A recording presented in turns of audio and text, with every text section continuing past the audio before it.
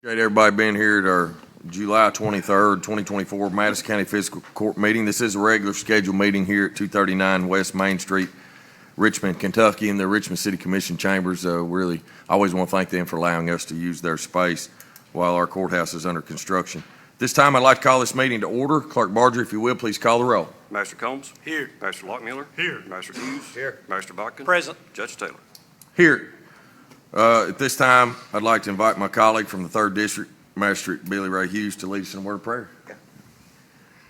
Lord, we just thank you for, once again, this privilege to be able to come out and conduct the county's business. I thank you for each of these public servants that serve so diligently, and we just thank you for all the employees that we have in this county and just the great blessings that you pour out upon us. It's such a great place that we're allowed to live. And just thank you for this place, and just ask that you would bless our county, our state, and our country, Lord. Bless all of our leaders, that we would be led by you, and our decisions would be pleasing to you. And Lord, we ask you to be with us now through the rest of our meeting today, that you would just watch over us and protect us and bless us. Lord, we ask you to forgive us when we fail thee. In Jesus' name I pray. Amen. Amen. Amen. Sheriff, if you will. I pledge allegiance to the flag of the United States of America and to the republic for which it stands, one nation, under God, indivisible, with liberty and justice for all. Thank you, Billy Ray. Thanks, Sheriff. Appreciate that. Members of the court, y'all have had a chance to look over our previous meeting minutes. That was our July 9th, 2024 regular scheduled Madison County Fiscal Court meeting. I need a motion and a second to approve, please. So moved. Second. Have a motion and a second. Any discussion?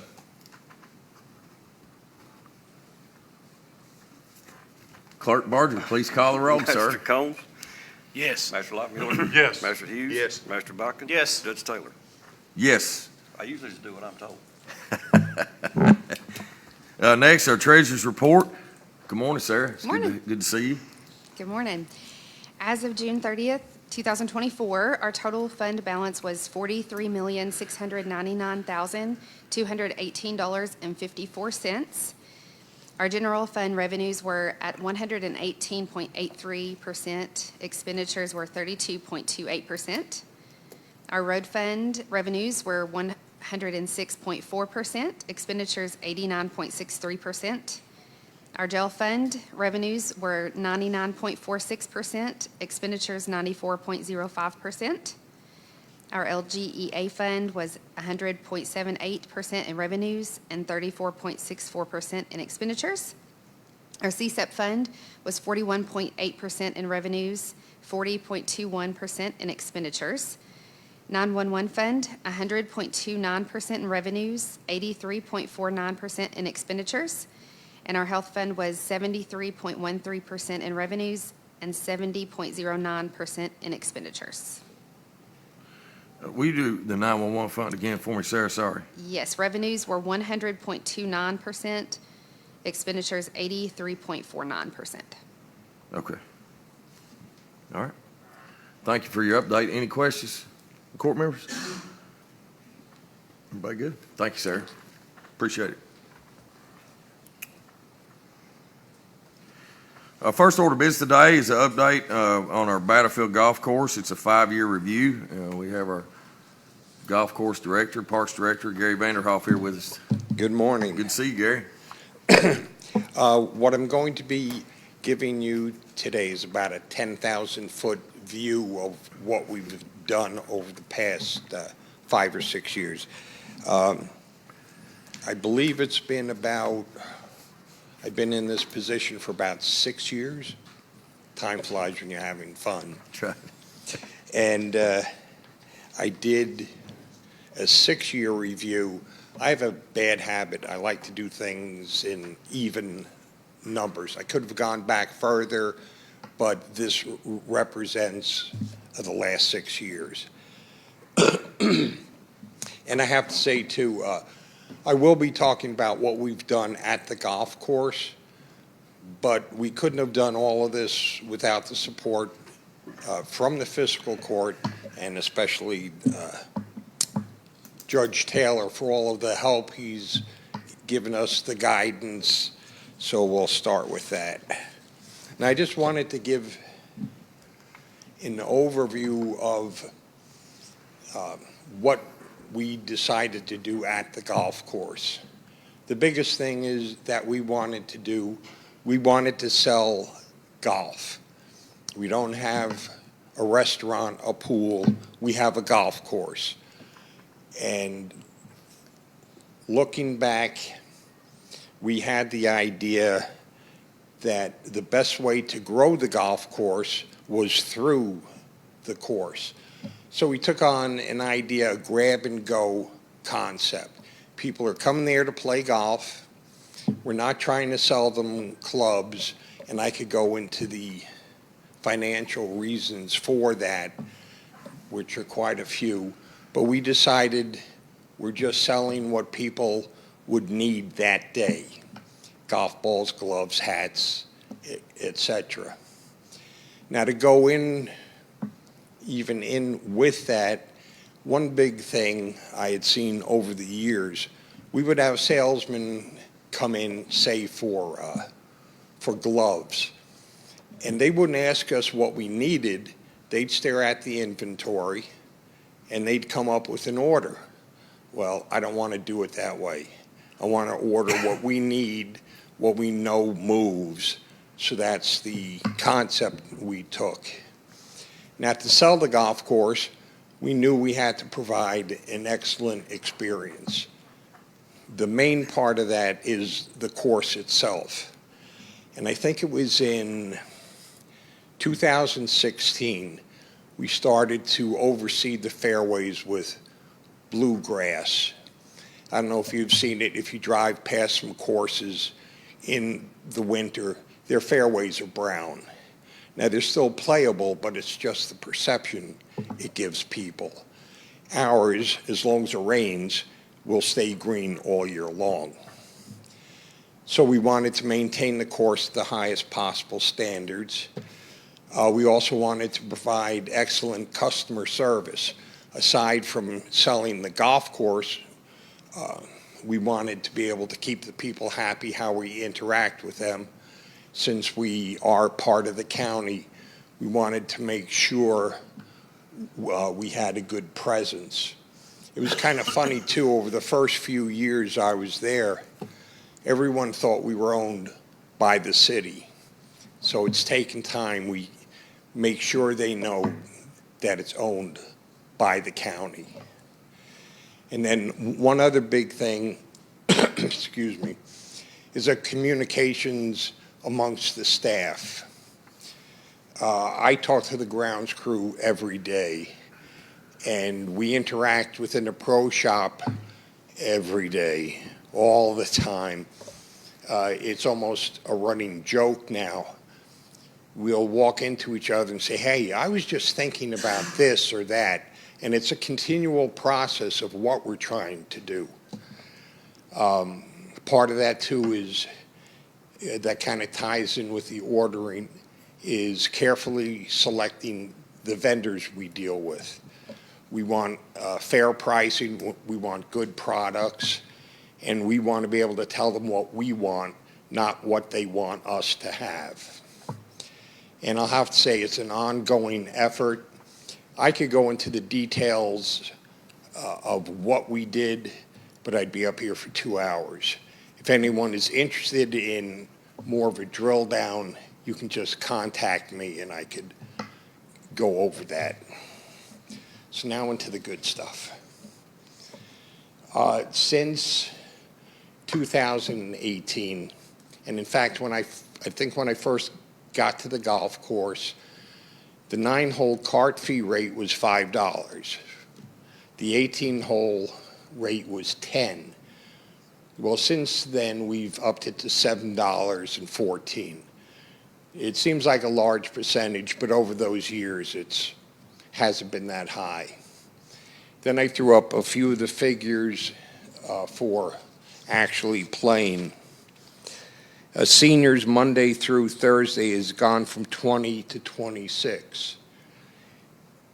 public 26 to 30, and on the weekends, we went from 28 to 37.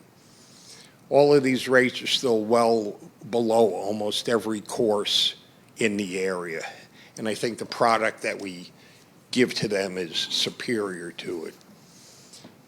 We've made increases, I'd say like every other year, and we're still trying to give people in the county value for their money, so we don't want to make it too high.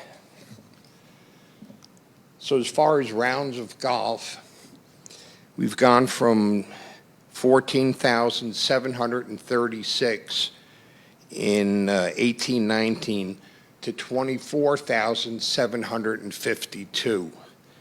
That's a 68% increase. And I do keep track every month. There are two organizations that track increases or decreases in play for the entire U.S. And I have to say we are well above the average, even in the state of Kentucky. So over that time period, our expenses have increased 17.5%. A lot of that is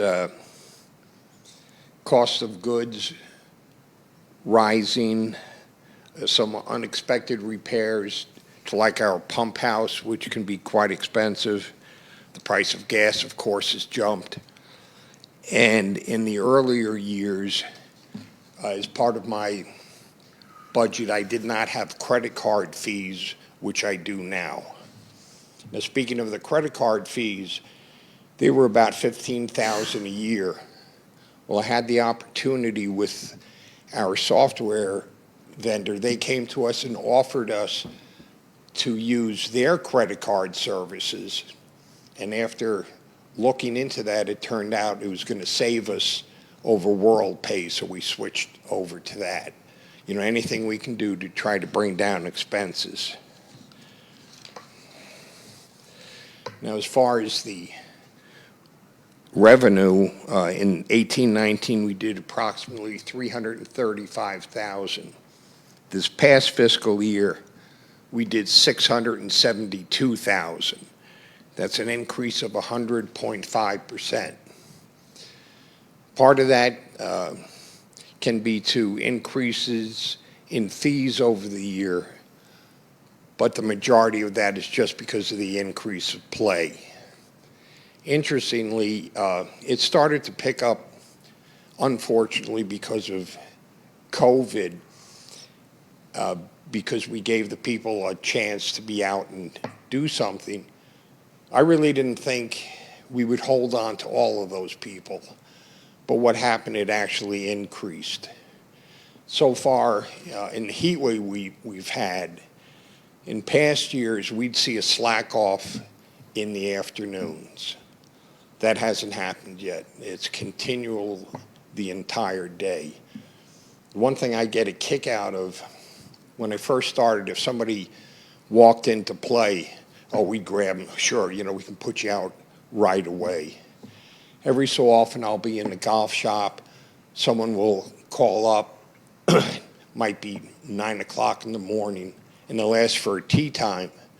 And we'll look at the tee sheet and we'll say, our first opening's 4:30. That never happened before. It's a great feeling. So comparing the two between income and revenue, I'm happy to say that the past 2 fiscal years, revenue actually exceeded expenses. We've had it before where every so often that would happen in 1 month out of the fiscal year, but it has actually happened for the entire fiscal year, 2 in a row. That's a pretty big deal. Yes, it is. That's a big deal. If I wasn't a Baptist, I'd shout. So any questions on that? As I said, you know, big thing we want to promote is we are owned by Madison County, and we're proud of it.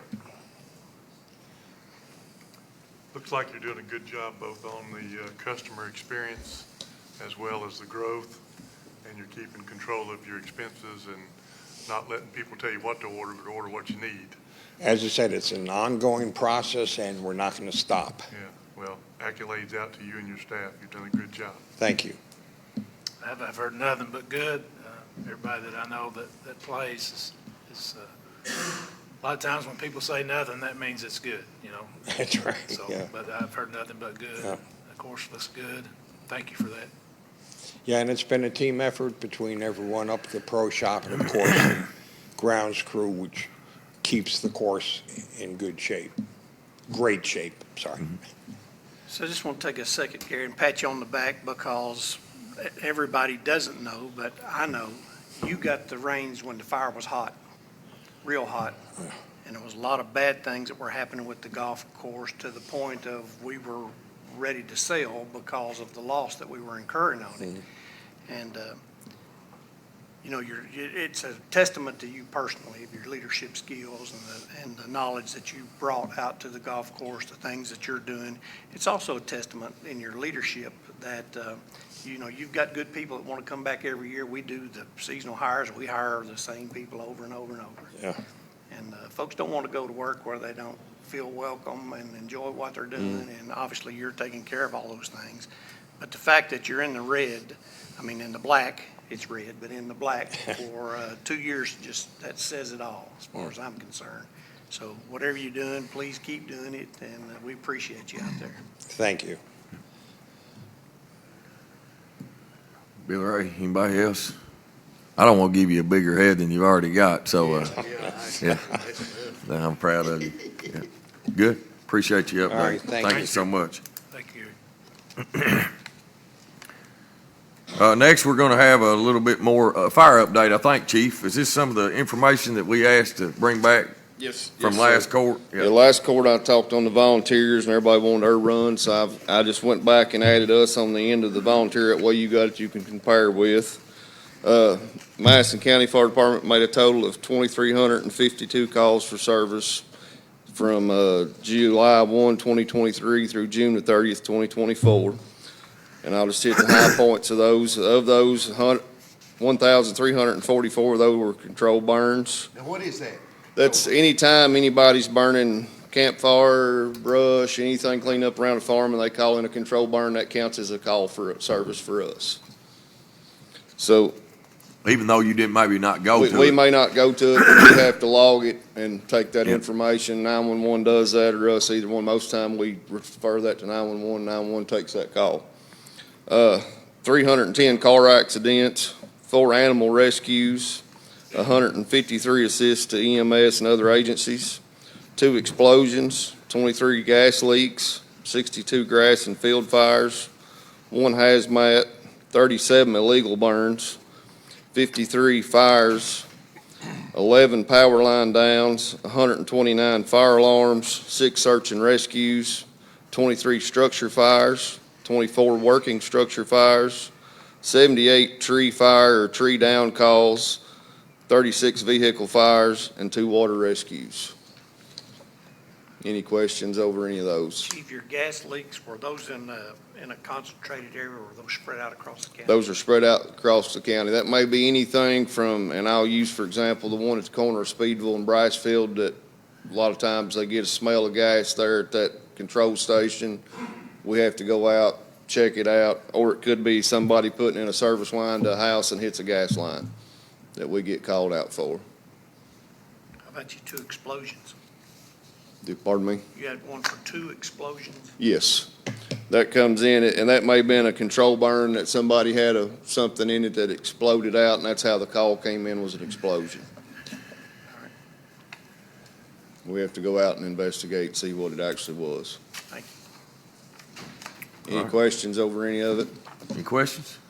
What's the status right now as far as burn ban or anything like that, Chief? We don't have any burn bans whatsoever right now, and like I said, for that reason, we are dry in the county, but we advise most people, to burn after 6 p.m., same as we do in spring and fall when we're in the state burn ban.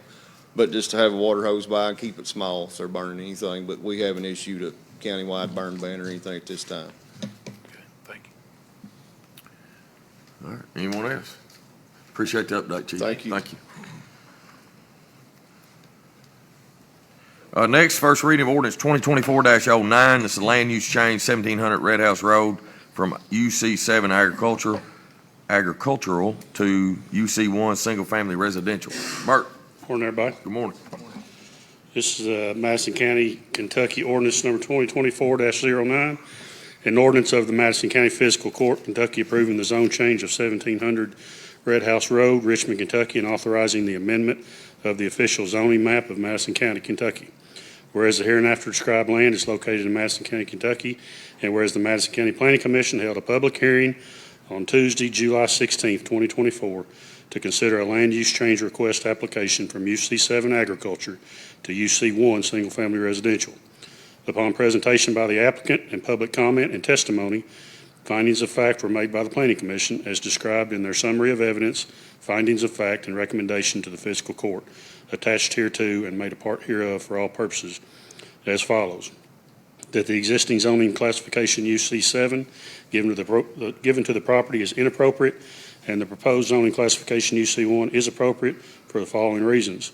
The character of the surrounding area and this property are more suitable for residential purposes, as the subject property is in close proximity to other properties used for the same. The comprehensive plan encourages residential uses along roadways akin to Red House Road, and the location of the existing infrastructure are adequate for residential use due to the site and dimensional requirements of single-family residences. The proposed zone UC1 will not disrupt traffic along Red House Road or Three Forks Road, nor will it disrupt the surrounding property's quiet enjoyment. The property's existing zone UC7 is not appropriate, and the proposed zone UC1 is appropriate. And whereas the Madison County Planning Commission, upon hearing testimony, made a motion with unanimous consent to recommend to the Madison County Fiscal Court to approve the land use change request from UC7 to UC1. And whereas the Madison County Fiscal Court has reviewed said findings and recommendation of the Madison County Planning Commission, and being otherwise sufficiently advised, does hereby adopt the findings of fact made thereby. Now therefore be ordered and be ordained and enacted by the Fiscal Court of the County of Madison, Commonwealth of Kentucky, that the land use classification of the following described property be changed by this ordinance from UC7 to single-family low density. That should say UC1 there. I'll correct that. Section 1 contains a legal description of the property. Section 2, the Madison County GIS Coordinator make the appropriate changes to the official zoning map of Madison County, Kentucky. And Section 3, that the county clerk cause this ordinance to be published in accordance with the Kentucky Revised Statutes. Motion to approve ordinance 2024-09, Judge. Second. All right, I have a motion and a second to approve the first reading of ordinance 2024-09. Do we have any discussion today? Was there any opposition at that meeting? There was some questions about the type of development. There was some concerns about traffic at the intersection of Three Forks and Red House. Had a couple people say there's a little bit of a hump in the road there when you're coming towards town, when you pull up to Three Forks to try to turn off. There were some concerns about that. Of course, you all know Red House is a state highway, so we kind of directed those people to maybe file a complaint with them. But that was really the gist of the people that were there. Have they submitted any kind of plan for this? Yeah, so it's about, they're proposed, it's about 70 acres, and they're only proposing about 7 lots, so the density is going to be really, I mean, you're talking about maybe 7 more houses on 70 acres. That's about as. Are they going to utilize Three Forks at all, or will it just be? So these actually, and Scott's already been out there, I think, and met with the developer. There won't be any new roads built. These entrances will come directly off Three Forks. I think they've gone out there and checked the sight lines and the distances and that kind of thing, and everybody's on the same page with that. Yeah, I think there was some information. Of course, it seems like in today's world, we misinformation gets spread a lot, but I'd gotten a few calls about large subdivision. Well, that, somebody spread misinformation. It's not a large subdivision. So.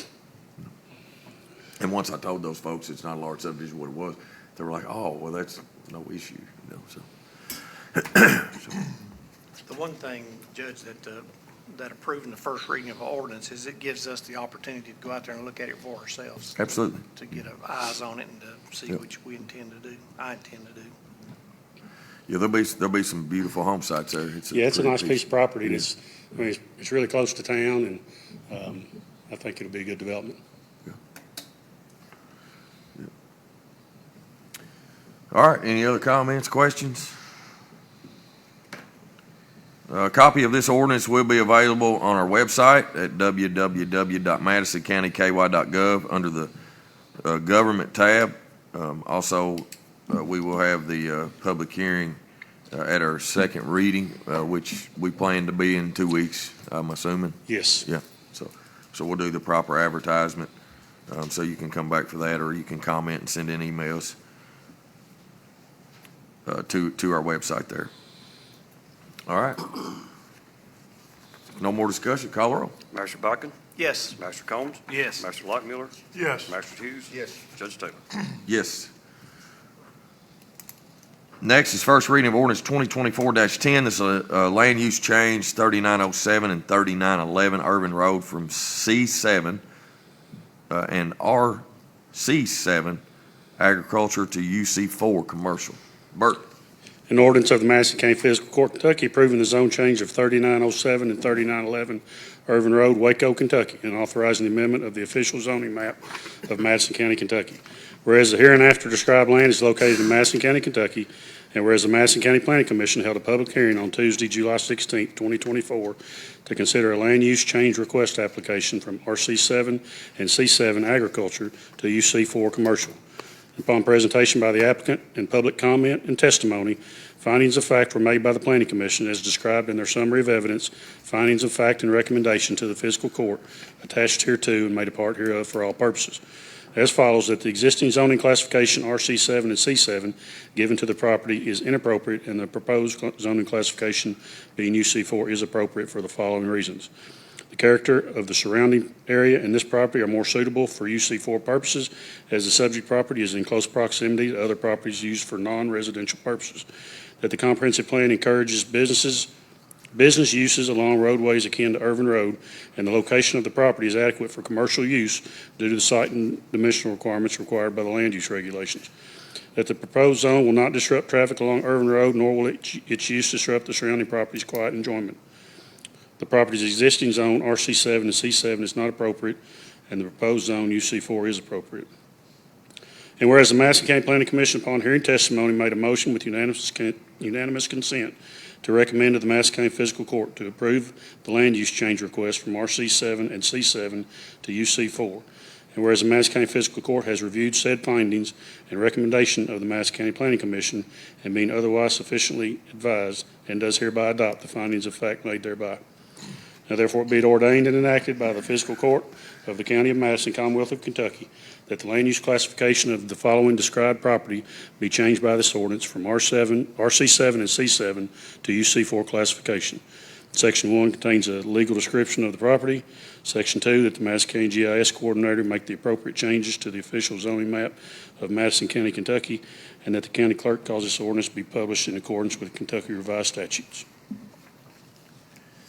All right, thank you, Bert. Members of the court, you have heard the ordinance, first reading of ordinance 2024-10. What's the pleasure of the court?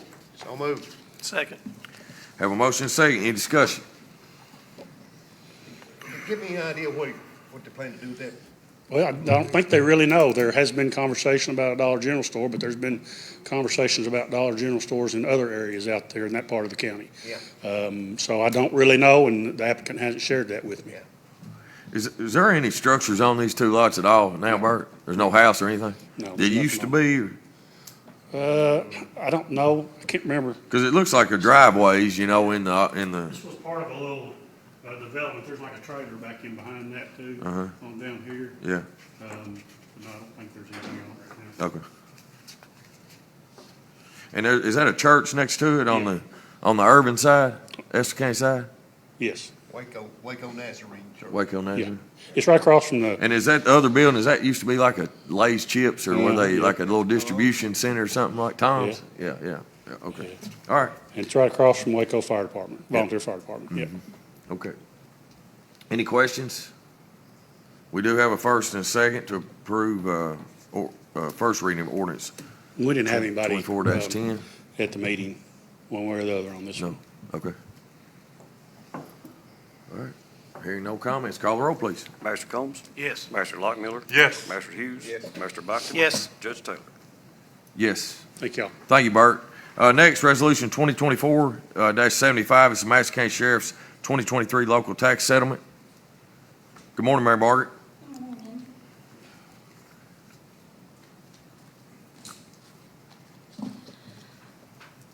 Am I ready? Yeah, go ahead. Okay, whereas the Madison County Sheriff's Department collected $67,814,544.68 in taxes for the county in 2023, and whereas the Madison County Sheriff's Department disperses payments to all districts within the county, and whereas the Madison County Sheriff's local tax settlement is prepared annually to allow state auditors to audit the Madison County Sheriff's Department's books, which is attached here to this resolution. Now therefore be it resolved that the Madison County Fiscal Court does hereby approve this resolution and authorize the judge executive and/or his designee to execute the same on behalf of the county. Thank you, Mary Margaret. You all heard Resolution 2024-75. What's the pleasure of the court, please? Motion to approve Resolution 2024-75, Judge. Second. Have a motion and a second. Any discussion? Can I say something? Yes, ma'am. Sure. Okay, when we're collecting taxes, a lot of the public makes comments like, well, what's the sheriff's office do with all this money? So I just sort of would like to explain how this all works. We collect the taxes, and at the end of every month, we disperse these to the different districts. We get a commission from all the districts to collect these taxes. From the county, the health, extension, and library, and the watershed, we get 4.25% for collecting.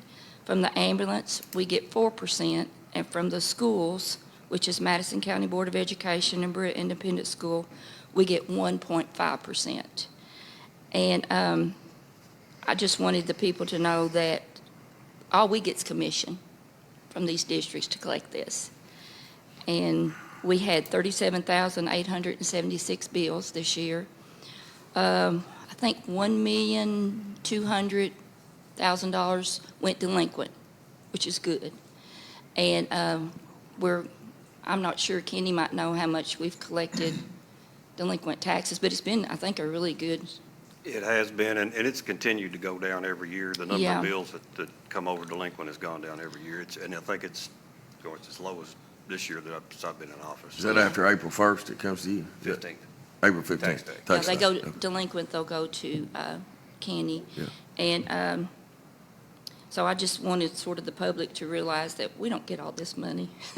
Is there a reason why the ambulance, Mary Margaret, is there a reason why ambulance pays 4% and everybody else 4.25? You Is there know- a statute or? I don't know. I really don't know. I know the school, there's a specific statute for the schools and Well, they can pay up to 4%. they can, yeah. But They choose not to? they Is that choose what not you're- to. And there's, And they're the biggest recipient. yeah, they got 42 million out of the 60, what was it, 67? Yeah, It's the only reason, 65%. 65 they got. the Yeah. reason I comment on that is most people don't know that. No. They don't know, one, that you all just get a commission, and then two, they don't really know where the tax dollars are going to and what they're supporting. They just know they're coming to the county, so. Yes. It's good, and I appreciate what you've done, Mary Margaret, on letting, saying what the real situation is with the dollars and where they're going, because I think it's important for our constituents to know. Yeah. Well, I think we're the second in line, Mary Margaret, We as are. a county, as a fiscal court of what'd you do Commission. with all that money, you know? It's, because then they think it all comes to us. Yeah, You know, no, no, not at all. And, it would be nice if you could have a training on this, but people, just all they see is the money signs when they come in to pay, and they get a little bit upset. Most of them are very, very understanding, but you get a few. But yeah, I just thought I'd throw that out there for the public, maybe to understand that we don't get all that money and that you all don't, There's a picture of a dollar bill that the judge done back several years ago, that it might be good if you all had a copy of that, you could post up in your office window over there so folks can visually see where all that money goes. Yeah, I think, Brian, you just shared it not too Yeah, long I've got ago. an updated copy of it. You're more than welcome to. You could 'Cause we email get- it to We me. get the same comments and questions, and it's really about educating where it goes and what it's used for. We don't, unfortunately, I mean, I hate property taxes. I think it's a terrible way to tax, Yeah. but that's what the legislature, that's the toolbox that we have to collect taxes. And, you know, Mary Margaret, that 1.5% from the schools, how does that compare to the rest of the state? I Do you think- know? Oh, I can't give you exact figures. I do know that our state rep was in the other day, and he said, as far as he knows, we're the lowest in the surrounding counties at 1.5. I'm going to say no more than 15 in the state are at 1.5. The rest get more than that. I mean, you know, I wish we could, even a 0.5% would be wonderful. Yeah. You know, but it's up to the school board.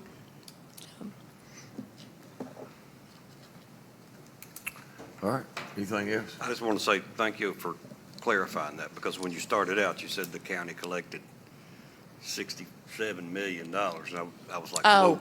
I'm going yes. to have to say something before this is over, the Yes. the county sheriff's department collected that, but the county fiscal court did not collect Yeah. that. And Correct. y'all have, I'm not going to beat a dead horse, but you're exactly right. You are People- correct, yes. People, and it'd be wonderful if we could have some training, but I don't think you'd have many show up. Oh, no.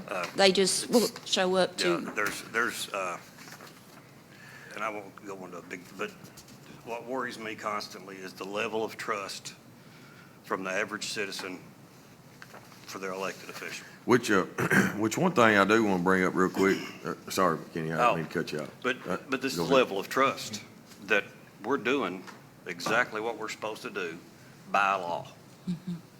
Now, if you don't like it, I'm sorry, but it's the law. If you don't like the law, change the law. You don't get to change it just because you want to. And Kenny, and we don't get to change that law. That's exactly No, right. This, hands this are governing tied. body, that's a state law Yeah. that we don't get to So- change. you know, they'll that- come in and we say, there's not a thing we can do, That's right. you know. You're- And you and- sit there and listen to them and try to calm them down, but that's all you And can when do. you talk about taxes and collection of taxes in the state of Kentucky, it's segregated. It's divided out. You know, if, like, the bills come to us on the 15th, County Attorney Heyman is involved in the process. That's because there's not one group or one person in charge of all that money and all that collection. It's segregation of duties. It's divided out so it's safer. So if you do have a bad actor, the other groups are going to point them out. If you just move it, I mean, it's more convenient if we do it all in one place, but it's not safer financially. And that's why it's set up that way.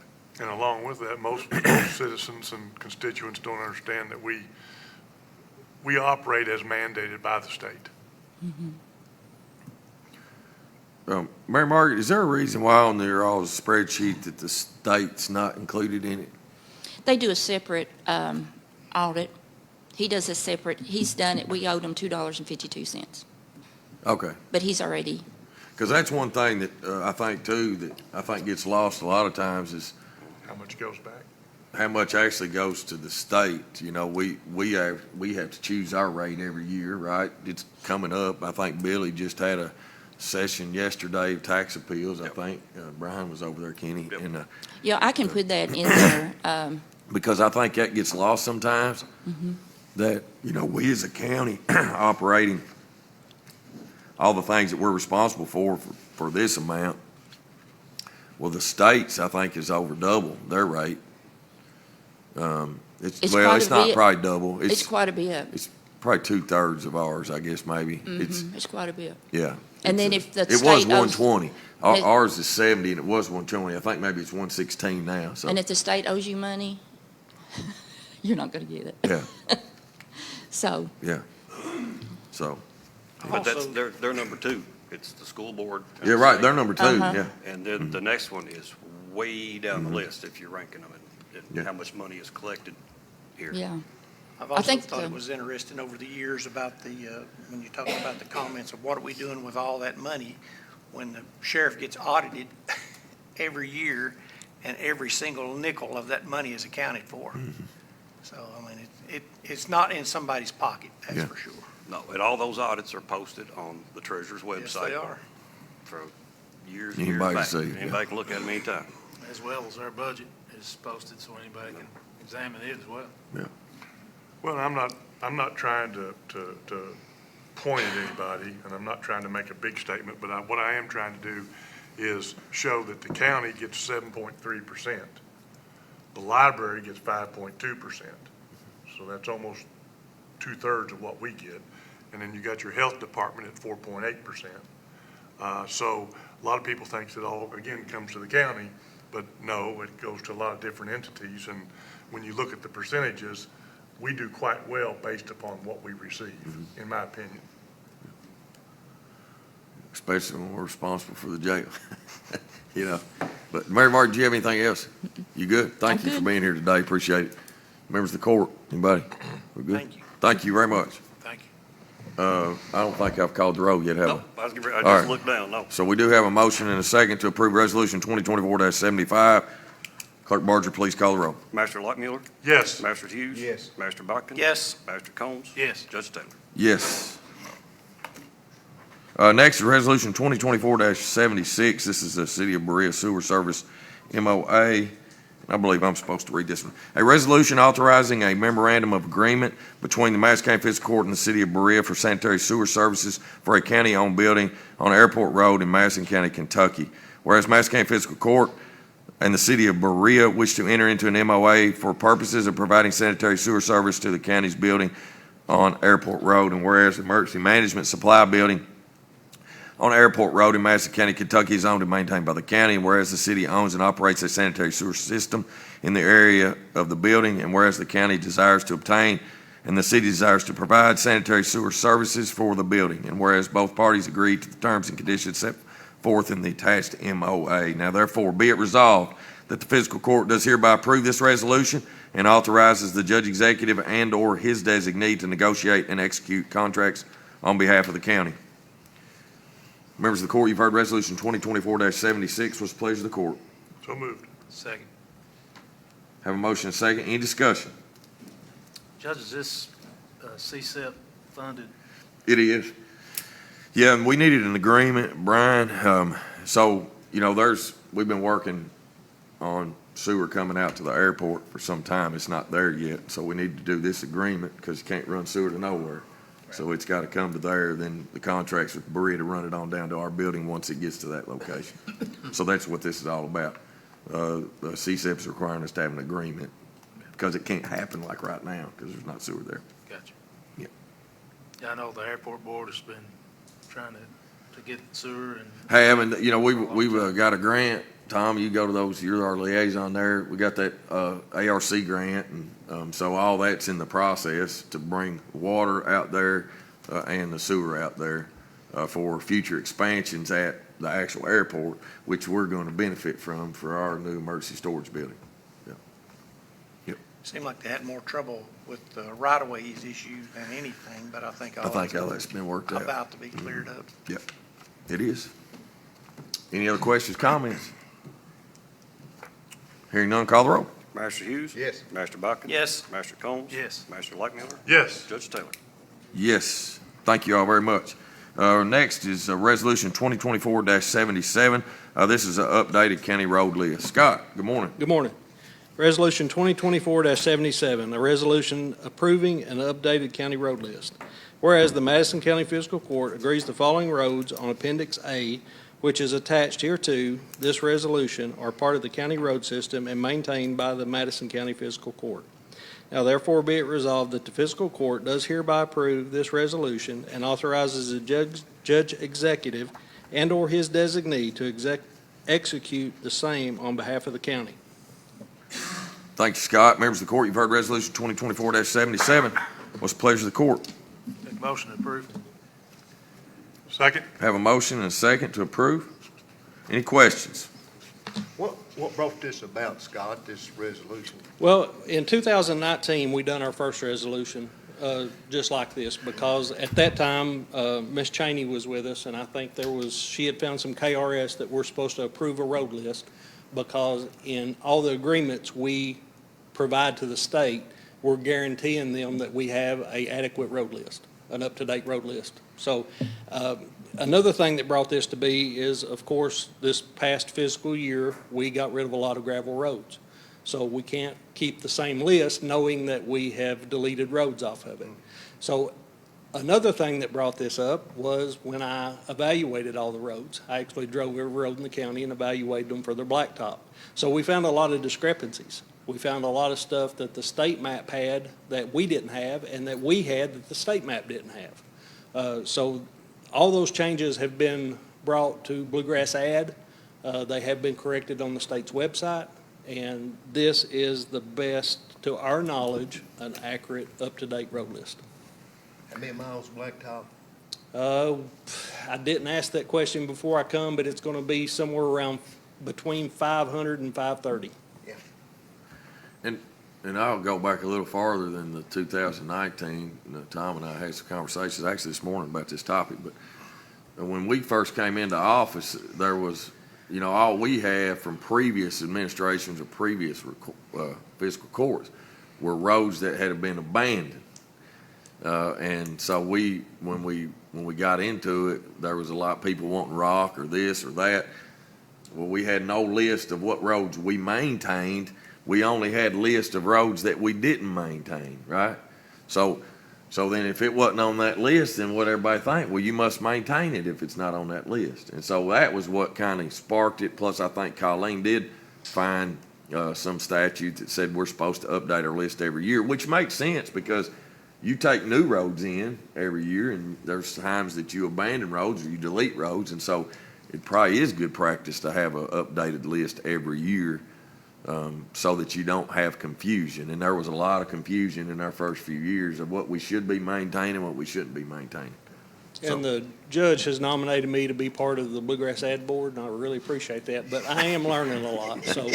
So as these updates are made, I realize how important it is that the new roads go on every year and that the old roads go off. So it's just as important to add the roads that we've adopted for these subdivisions than it is to leave them off there for another year.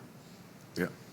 And this list is important to property owners. I mean, this list could be brought into civil suits, court, and everything else. So it's very important that it's accurate and up to date because it creates a nightmare for private property As we have found recently As we in know several very cases, there was not very good records kept throughout the years in this county. And we have spent hundreds of hours, if not thousands, researching different situations, and we're trying to stop some of that by having a recorded list that we can all go back to. In this day and time, there's no reason not to have an updated, accurate list. And this is generational. I mean, this may not have any effect in our generation, but the next will have records of this from now on. Well, and citizens only know what they see. They don't always know what the actual law is, and there's so many situations where we get out in the county, and maybe at one time they did work on roads farther than they should. But I'll say this county judge here is never going to do anything that's outside the law and work on anything that's outside the law.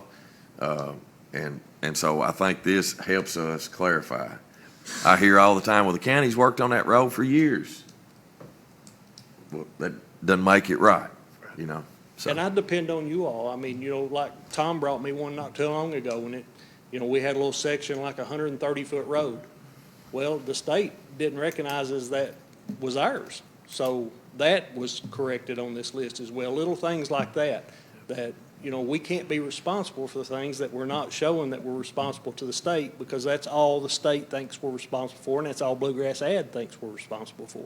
So every time a little issue comes up like that he makes me aware of, or that any of you make me aware of, then that's why we have to update the road list.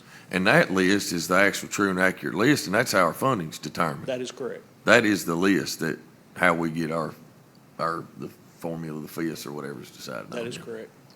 I wonder sometimes in the translation there when the two lists were merged together. I've asked Bluegrass Ag that, and they actually told me that it was sometime in the late 70s, early 80s, that they actually came to Madison County, put the judge executive in the vehicle, and they drove the roads, and he told them whether it was a county road, city road, or state road. That's how initially this all started. That's interesting, simply because, and I've had this discussion with the judge this morning, I've got a 2015 list that has a road on it that, was the first year we were in office. I didn't know, I took it for granted what it was. But it's not on the 2019 list, it's not on the state list, but it was on the 2015 list. So, at what point in time, when did it go away? How did it go away? That's the thing that I still have a question about. Yeah, things like that were not recorded up until the last year or two, and then when Chris developed Global Search, then we have started now. Anytime a road is discontinued or anytime a topic comes through court, then it is searchable and we can find it. But up until then, there was no records. I'm glad that you've pinpointed the source for me. Yep. So it's Chris's fault. No, well, Chris, yeah, we use Chris a lot for blame. Well, Scott, Yes. let's say, for instance, we decide to discontinue maintenance on a road, do you have capabilities in this database or spreadsheet to actually put the resolution number so that people will have a way to go back and see when it was adopted or when it was taken out? Chris can correct me on this, but I think it would be by name search. I think any time now that there was a resolution went through to discontinue a road name, that all you would have to do is go to Global Search, type that road name in, and it's going to pull every document that pertains to that road. Okay. So I'm not sure it would, and then by that document, you would be able to pull that document up and it would have the resolution number on it. Yeah, like last year, I think the document, we had an Appendix A that was all the roads that we were maintaining, and then we had an Appendix B that were all the roads that we were discontinuing or stopped maintenance on. So that is all part of that packet in that resolution. So I think Robin actually looked that one up this morning. So she would have typed in keywords, and if she'd have typed in one of those road names, then it would have brought it all up I together. know a lot of people, in experiences that we've had, people are looking for records, and sometimes it's hard to find in the older records where it was even mentioned, Yeah. just as far as by name. It may just be a resolution number or whatever. Well, I think our records go back that we've got, Robin, do you know how many years we've got in Global Search, or Chris, do you have any ideas? Does it go back to the 80s? No, farther than that? 50s? Yeah, Okay. we had a huge backscanning project 5-6 years ago. I don't know. I mean, it scanned in all those at OCR, it read all of them. So that's what you're looking at when you send it from the court minutes. I think somebody said it earlier, some of that goes back to them, you can keep good records, I mean, Yeah. some of the stuff that it was more of it never was on an agenda, a fiscal court agenda, it was a magistrate. I've read some minutes where a magistrate decided to make a motion about a road, That's I want to add. And there wasn't and I think even in recent years that would happen a lot at the end of a fiscal court meeting or something. Mm-hmm.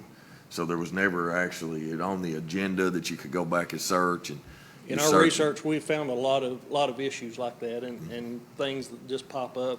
I mean, I'm still looking every day for the issue that we're dealing with, and I think it's out there. I think somebody made a motion during a court meeting and discontinued that certain road, but finding it, you just can't find it. Well, and that's why with Reagan's administration, we started everything has either a resolution or an ordinance. Yeah. Nothing comes to court without a resolution number. Yeah. So that ties that back and makes it easier to find later and more transparent to the citizen. Yeah. Because it's just like with our documents, we could have, all the winning lottery numbers for the next 100 years. But if we didn't index them, it's like having a filing cabinet full of papers. It's there, Right. but you can't find it. Kenny, that's interesting. I had an individual from another county say, I just don't understand why you all do so daggone many resolution numbers. Said we don't do but 4 or 5 a year. And now. Categorizes it. Bingo, absolutely. Yep, so it can be found again. Yep. But all And the we had- resolution number has the year. I mean, so it happened in 2024, and right now, this resolution, we've done 77 resolutions this year, so. No, that's good, and it's good for the public to know that the documentation and the transparency is there. All of our road maintenance, we had 20 years of road maintenance, but it was cataloged in journals. So through Chris's help, we have also been able to enter those in, And we can actually go back and research roads now by road name in the track system and tell the last time it was worked on. So a lot of that helps us because there's one in question right now. I looked it up this morning, and it's been 20 years since we've been on that road. So obviously, it's not our road. Somebody would have raised enough cane by now that we would have been on it within the last 20 years. Which one is that? I think it was Trace Branch. All right. Members of the court, we have a motion and a second to approve Resolution 2024-77. Any more discussion? Hearing none, call the roll, please. Master Bakken? Yes. Master Combs? Yes. Master Lightmuller? Yes. Master Hughes? Yes. Judge Taylor? Yes. Thanks, Scott. Appreciate it. Next, Resolution 2024-78. This is a professional service agreement for fiscal courtroom renovations. And it looks like I'm reading this one. Okay, a resolution to approve a professional service agreement for fiscal courtroom renovations.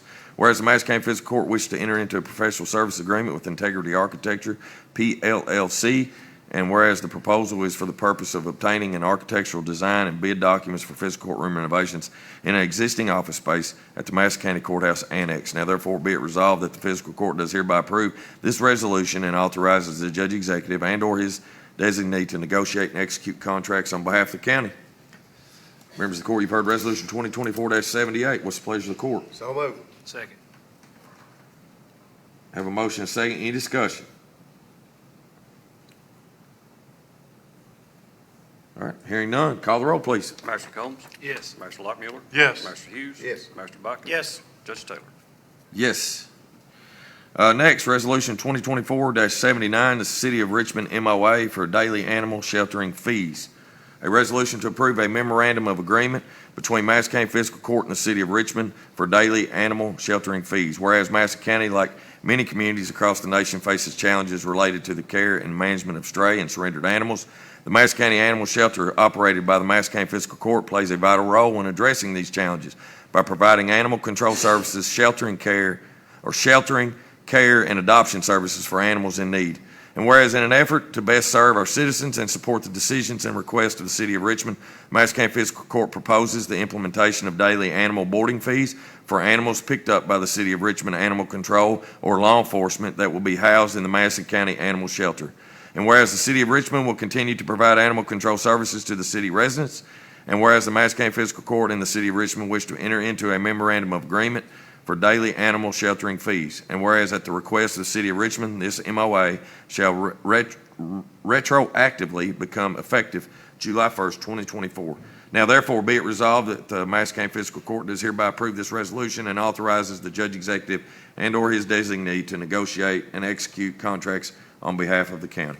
Motion approved Resolution 2024-79, Judge. Second. All right, have a motion and a second to approve Resolution 2024-79. What's the pleasure of the court, please? I already got a motion and a second. Any discussion? Sorry. The pleasure of the court to Yeah. pass it. Any discussion? Hearing none, call the roll. Master Lightmuller? Yes. Master Hughes? Yes. Master Bakken? Yes. Master Combs? Yes. Judge Taylor? Yes, thank you all very much. Don't let that dog lay. Yes. Why? Why would you do that? Okay, see, personnel. Hannah, good morning. Good morning, everybody. Good Morning. Okay, first thing on my list is a request of approval for the hiring requisitions that are contained in your packets. And those consist of 3 part-time firefighters. So moved. Yeah. Second. I have a motion and a second to approve the hiring recommendations from HR. Any discussion? You're 100% now, Chief?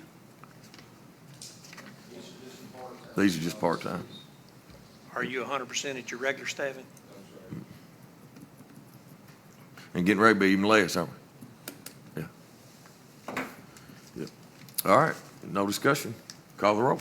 Master Hughes? Yes. Master Bakken? Yes. Master Combs? Yes. Master Lightmuller? Yes. Judge Taylor? Yes. All right, thank you. Next thing is our employee spotlight. So our employee spotlight is for Esther Harris, and her colleagues say Esther never hesitates to offer assistance in any situation. She's always polite and professional during her daily encounters with colleagues and employees at partnering agencies.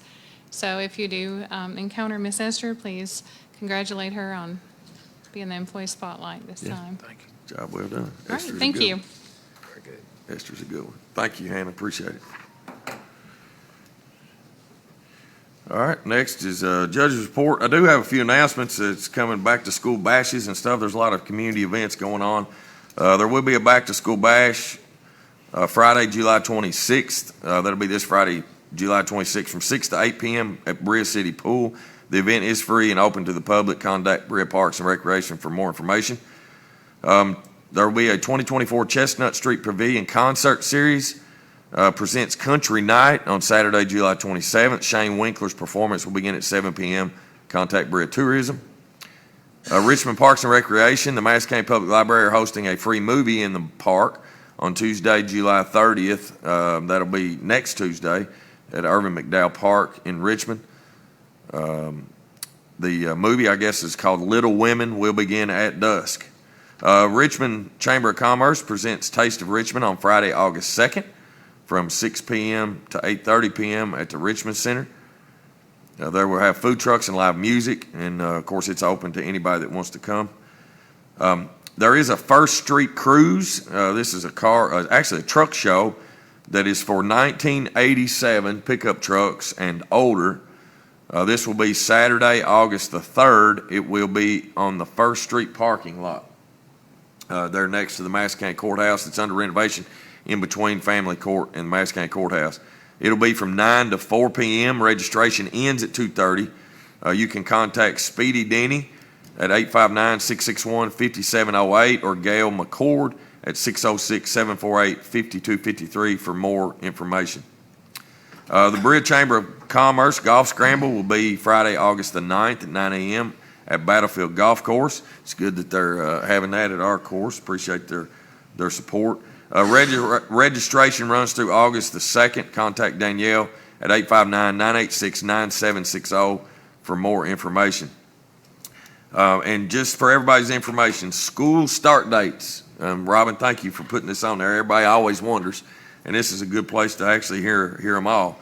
But school start dates for Madison County students is Berea Community Schools is August 13th. Madison County Schools is August 16th. Model Laboratory School is August 26th. EKU, August 19th. Berea College is August 21st. Please be mindful of school buses and increased traffic on those start dates. Pops in the Park presents Pops in Paradise on Saturday, August 17th, 2024. Gates will open at 5 p.m. Tickets are required. For more information, call 859-623-1720. That's the end of my report. Comments from Madison? Steve. Thank you, Judge. Again, I'd like to thank Gary for all the hard work and what's going on out at the golf course. That's great news, and proud of the job that you and your staff's doing out there. And to go along with that, it just goes in parallel with what's happening in the county right now and our employees, and the fact that we have leaders and employees that care about what services we're providing the constituents. So I want to thank the county employees as well.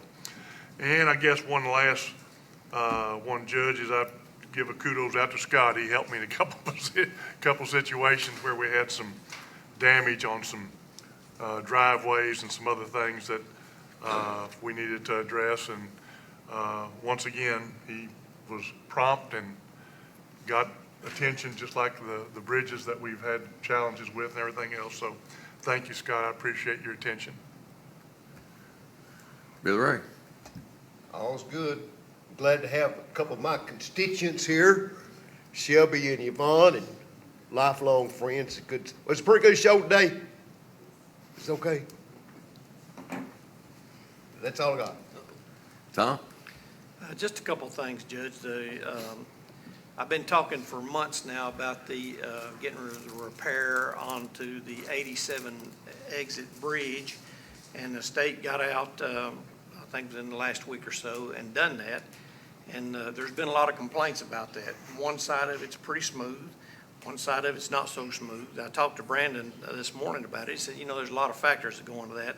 And number one, that the state does not have a paver here locally. So it's 95 degrees. They're out there putting out 19 tons of blacktop by shovel, which they had to go and pick up in Lexington because they didn't have a contract with Allen Company. And of course, that also involves putting up 27 signs and 3 lane closures. So there was a lot going on that day. Now, I said all that to say this. I've driven across it, and it's rough. And I talked to Brandon this morning. He told me that he and Kelly Baker had been talking, and they're going to see if they can't get maybe a contract with Allen Company to come out and strip patch that and, make that better. So along with that, I also asked if they would go on down Barnes Mill past where that the state stopped their blacktopping this year. There's 2 areas between there and the bridge down at Mineridge's property where that patches have been done. The patch is really rough.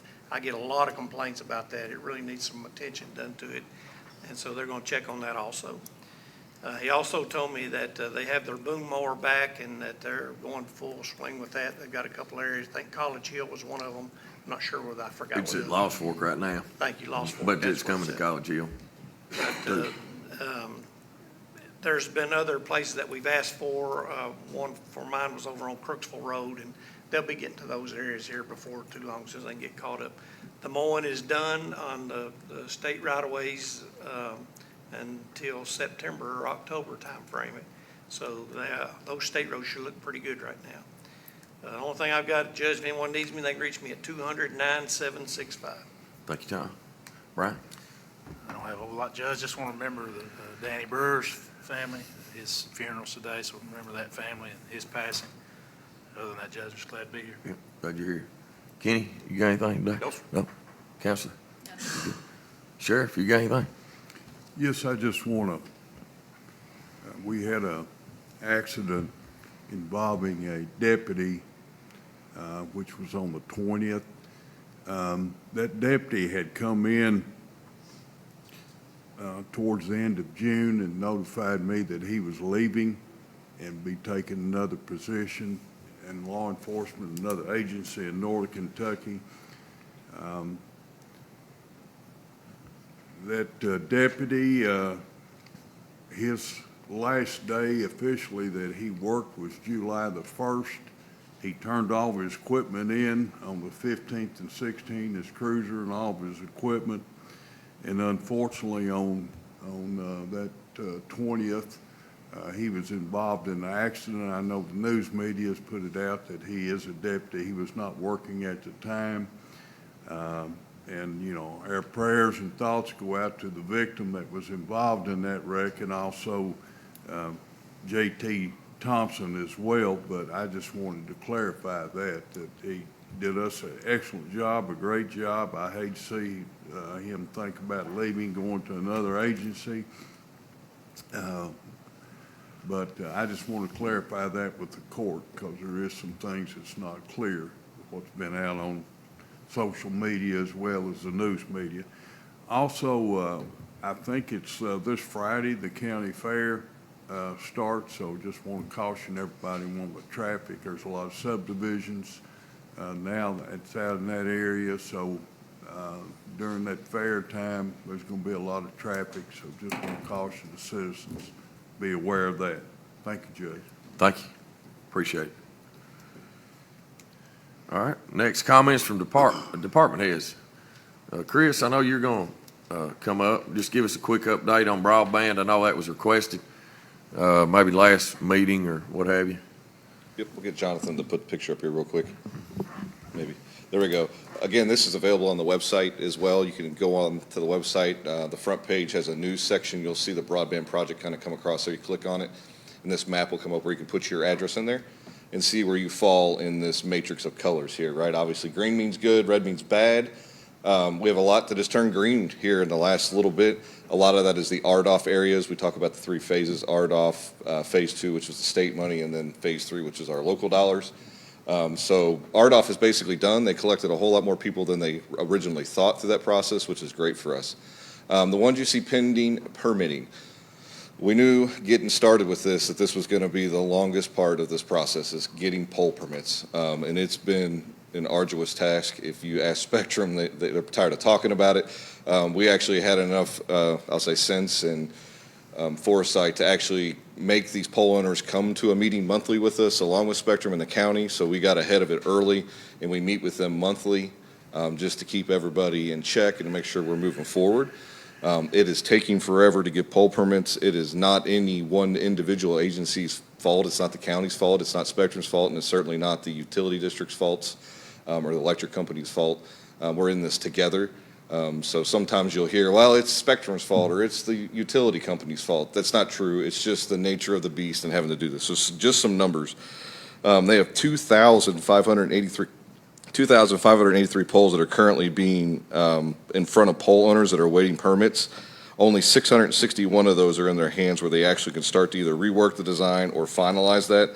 And they only have 366 that are approved for attachment. And that is largely in those orange areas, the ones that say they're pending permitting. The yellow areas towards the top there are ones that are currently underway. The pole permit has been approved. You will see people out there working those. Those will be the next, what they call OLTs, to come online. So within the next month or so, you should start to see that yellow part turn green as we bring those on, and we continue to push monthly to get those orange ones into the process. The ones that are red are the local dollars that are being spent. That was the last part of the project. Those are being submitted now because the finalization of the design is complete for the most part. They're just making sure that they have not missed anybody, because that was our number one goal, that is nobody gets left behind.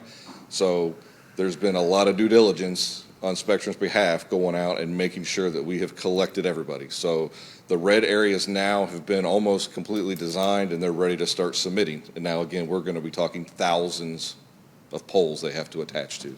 It's going to be a long process. So we encourage you to be patient. It's coming. It's not any better anywhere else.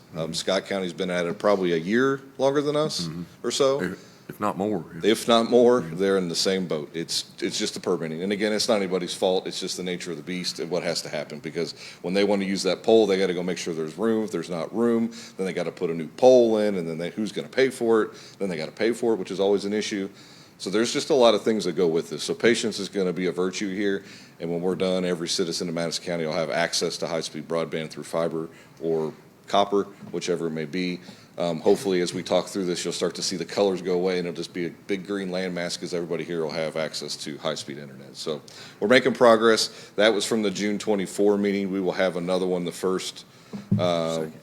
second week of August will be our next update with them. We'll meet with the pole owners again and Spectrum, and they again provide us some data. There was no movement. This is why this one's from June 24 and not from the July meeting. There was nothing to change on the map, so it's the same color scape there. So, and we started progress meetings with the partners. I mean, with Spectrum, with Clark Energy, KU, Bluegrass Energy. They all come to that meeting, either Zoom in or in person. There were some folks there this, I guess, 2 weeks ago today from Clark Energy. I think everybody else was on. Everybody else was on remote, Zoom. yeah. But I think Bluegrass was there as well. Yeah. So I encourage you to go to the website. That front page there will have the broadband article about updates. Put your address into that map, and you can see where you fall inside of the pattern here. And it doesn't really give you a good estimate of when, but we're pushing forward, and we're just going to try to keep you as updated as we can. So that's the broadband update there. If you ever have any questions, just feel free to call us, look up on the map where you are in the process, and we'll try to help you the best we can. thanks, Chris. Appreciate it. Any questions from anybody? Chris, on the pole attachments, does the owner of the poles, do they not have a database of what's They on their do. poles currently? They do, but they still go out and inspect it. It has to go through the engineering process. I mean, it's crazy what they go through to allow you on a pole, which is why we always look for alternative methods. And there's plenty out there. We won't get into that business, but it's a long process and it's hard, and they know, and then they're waiting on money, and then maybe the payment's delayed from Spectrum. I mean, there's all these different facets that just kind of delay the whole thing. That's why we have these meetings with them. We even sent a letter to all of those electric companies early on saying, hey, we encourage you to be a good partner and help us out. And they have followed through with that, and they come to these monthly meetings with us. I think probably poles are a little bit like bridges. You know, the longer they go, the less tonnage you can drive across because the more wear and tear. I think a pole's probably the same way with engineering. You know, when it's brand new, it probably can hold up to a lot more weight or pull or what have you. as it gets older. And so And you I got get what you're spacing. saying with technology. You would think that you could Yeah, I have mean, some type of You would think that there's. database that would say, yeah, that pole is bad, or I'm pretty sure they do a virtual write out inside their system to kind of know, and then they send somebody out. It's spacing. I have to be this far from the next utility. I have to be this far off the power lines. Spectrum's the one that creates this route and decides what poles they're going to be on and then submits it. And then the utility company comes back and says, nah, you're not going that way because X, Y, and Z, and you're not crossing a transmission line. So a lot of times Spectrum will just make that choice, and then it's got to go, and then it's got to be denied, right? And then you're just in this loop. So it's just a long process, unfortunately. But we're making progress, and we're in front of it, making them meet with us monthly and just kind of keeping up on it. So that's where we stand today. thank you. Anyone else? All right. Scott, you got to address the court? Yeah, just a real quick solid waste update. I know everybody's anticipated the tire collection dates. So I met with them Monday. Our permanent dates are October 17th, 18th, and 19th. So they will take tires on a rim. They will take anything as large as a tractor trailer tire. So everybody can be gathering their tires up, and we'll take them those 3 days. Say those dates again. October 17th, 18th, and 19th. Scott, where's the location this year? Is it going to be at? Clarksville Lane. We're to bring them to our place. Okay. Yep, that's halfway between Richmond and Berea, so that gives everybody the opportunity to be centrally located. Yeah. And we'll take them that day. Hours will be announced, but it'll probably be the same as the last amnesty. Is that a Thursday, Friday, Saturday? Uh-huh. Okay. Yep, Thursday and Friday is generally 8 to 4, and Saturday's generally 8 till 12. Yeah. We have to quit at 12 on Saturday due to the vendors being able to clean up and get everything loaded and out of there by 5 o'clock. Yeah. No, that's good. That's exciting. I know a lot of people have been asking. It seems like, they ask every year, is this year for the tire thing? Is this year for the tire? And, of course, it's every 3 years. Every 3 years. So everybody, let's do our best to get that information out to our citizens. We'll get it out on our website, social media. Chris, Jonathan, you can maybe help with that information with the city. We'll get it out to city manager, city administrator in Berea so they all know. Because that's a good event. Man, that event keeps a lot of these tires out of our streams, out of county road ditches, and so good. Thanks, Scott, for the update. Any other department heads? Good. Comments from the audience? Give the audience opportunity. Facebook, any comments, Chris? Okay. Okay. Busy day on the Facebook here. Mike at Carolyn Lane, is there any improvement going to be done to the widening of the road between Jacks Creek and Tates Creek, which would be Goggins Lane? There's a lot of traffic, and if you meet a truck or a school bus, it's impossible to pass. On Taste Creek to Jacks Creek. So that roadway was part of the West Richmond traffic study that was done a couple in the last year and a half. There are plans that are in the process of getting a new pathway. Richmond City's comprehensive plan actually even identifies that route, trying to get it over to Lexington Road instead of it actually going to Jacks Creek, especially with the new park going in there. So I can't give Mr. and Ms. Lane any kind of updates as far as when, but I know that those discussions are being talked about and plans are being created for a better pathway. There we go. That's why we do this. B. Brandy, did you know this has been on here before, so I don't want to read the whole thing, but based on the trends in Madison County about the loss of farmland between 2016 and 2024, provided a link to a document and says, officials, please give us your constituents your thoughts on this. Another comment about 90% of the world's bourbon is manufactured in counties are revolting after legislation was passed. B. Brandy posted, please post your budget online if you want the people to know where your money goes. I was ready to answer that one because last court we did a pretty hefty presentation on the website and the transparency is there, but 2 folks have already commented.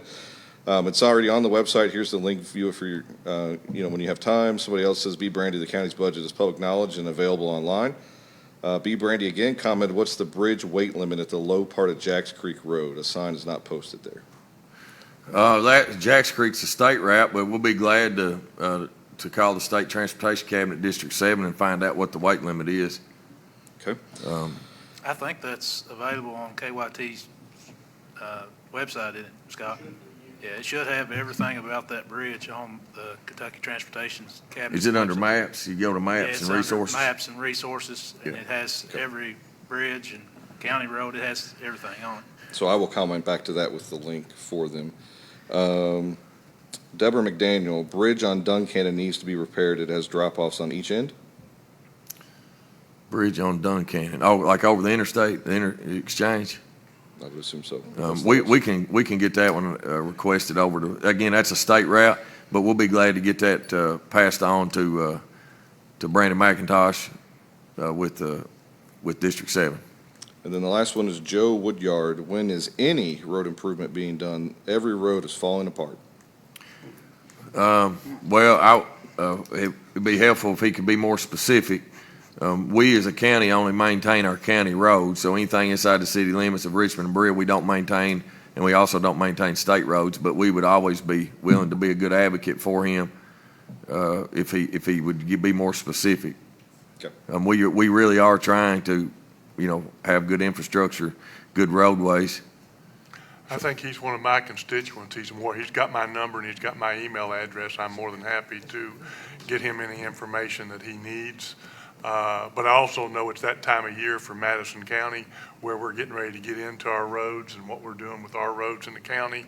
So stay tuned. Help is on the way for certain roads, but we can't do anything if it's just a general statement. We got to have specifics. And the last one, any thoughts on building a new animal shelter? With the mass amount of homes being built, people moving into the county, the animal shelter is not large enough for that amount of, says people, but animals. So the answer to that is we are working on it. We've actually hired a couple fiscal court meetings ago, I think. It might have been last. No, I think it was Tuesday. We approved an architectural firm to help us do an analysis of a new animal shelter that hopefully we'll be presenting it to this governing body here September, October-ish is when we're hoping to present it. So we'll have a better idea of costs. And then the fiscal court at that point will vote to approve a new animal shelter or not. It is a need. We realize it's a need, and we're working on that improvement. B. Brandy commented back. She was specifically talking about Clay Lane Bridge. Clay Lane Bridge, okay. Clay Lane Bridge is a county road, and so we will look into it to see why it's not posted. Our bridges are inspected every other year by the state. That's a state responsibility. And so we'll look. Now, if the bridge is less than 20 feet, they're not considered a superstructure where they're inspected. But we can look into that bridge. It might not be over 20 feet. Very good. Thank you. That's it. Thank you. All right. No more audience comments, no more Facebook comments. Always good questions. I appreciate people's participation, either in person or on Facebook, because we want the truthful information that's spread across this county. I think that's a problem sometimes with the relationship as elected officials we have with constituents is this false information gets spread. And so then we're trying to get the correct information out there. A lot of times our media, unfortunately, don't help us with that, but we're trying our very best. That's why we participate in these questions and answers on Facebook. So, need a motion and a second to pay the claims and approve the transfers. So moved. Second. Have a motion and second. Any discussion? Hearing none, call the roll, please. Mr. Bucket? Yes. Mr. Combs? Yes. Mr. Lockmuller? Yes. Mr. Hughes? Yes. Judge Taylor? Yes. Our next fiscal court meeting will be August 13th, 2024. That will be in Berea. Again, August 13th, 2024. That will be in Berea at 9:30 a.m. at the Berea Council Chambers. Hope to see everyone there. I need a motion and second to adjourn. So moved. Second. Call the roll. Mr. Combs? Yes. Mr. Lockmuller? Yes. Mr. Hughes? Yes. Mr. Bucket? Yes. Judge Taylor?